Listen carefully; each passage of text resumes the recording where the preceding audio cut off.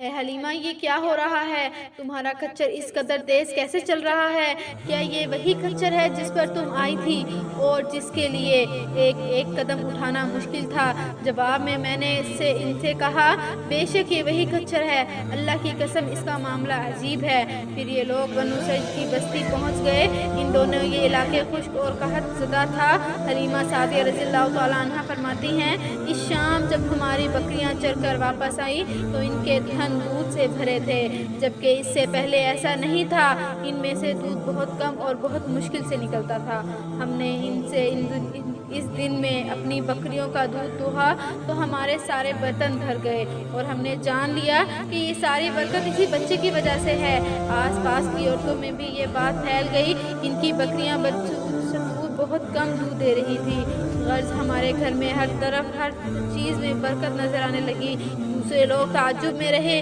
اس طرح 2 ماہ کا گزر گئے۔ 2 ماہ میں ہی آپ چلنے پھرنے لگے۔ آپ 8 ماہ کے ہوئے تو باتیں کرنے لگے اور آپ کی باتیں سمجھ میں آتی تھی۔ 9 ماہ کی عمر میں تو آپ بہت صاف گفتگو کرنے لگے۔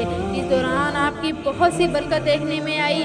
حلیمہ سعدیہ فرماتی ہیں جب میں آپ کو اپنے گھر لے آئی تو بنو سعد کا کوئی گھرانہ ایسا نہ تھا جس سے ملک کی خوشبو نہ آتی ہو۔ اس طرح سب لوگ آپ سے محبت کرنے لگے۔ جب ہم نے آپ کو دودھ چھڑایا تو آپ کی زبان مبارک سے یہ الفاظ نکلا اللہ اکبر کبیر الحمدللہ کثیرا سبحان اللہ بکرۃ و اصیلا، یعنی اللہ تعالیٰ بہت بڑا ہے، اللہ تعالیٰ کے لیے بے حد تعریف ہے اور اس کے لیے صبح شام پاکی ہے۔ پھر جب آپ صلی اللہ علیہ وآلہ وسلم 2 سال کے ہو گئے تھے تو ہم آپ کو لے کر آپ کی والدہ کے پاس آئے۔ اس کی عمر کو پوچھنے کے بعد بچوں کو ماں باپ کے حوالے کر دیا جاتا تھا۔ ادھر ہم آپ کی برکات دیکھ چکے تھے اور ہماری آرزو تھی کہ ابھی بھی آپ کچھ اور مدت ہمارے پاس رہیں۔ چنانچہ ہم نے اس بار میں آپ کی والدہ سے بات کی، ان سے یوں کہا آپ ہمیں اجازت دیجیے کہ ہم بچے کو 1 سال اور اپنے پاس رکھیں، میں ڈرتی ہوں کہیں اس پر مکہ کی بیماریاں اور آپ ہوا کا اثر نہ ہو جائے۔ جب ہم نے ان سے بار بار کہا تو حضرت آمنہ مان گئی اور ہم آپ کو پھر اپنے گھر لے آئے۔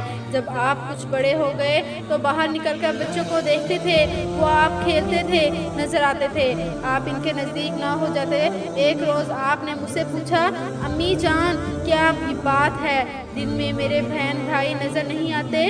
آپ اپنے شریک بھائی عبداللہ اور بہنوں انیسہ اور شیمہ کے بارے میں پوچھ رہے تھے۔ حلیمہ رضی اللہ تعالیٰ عنہ فرماتی ہیں میں نے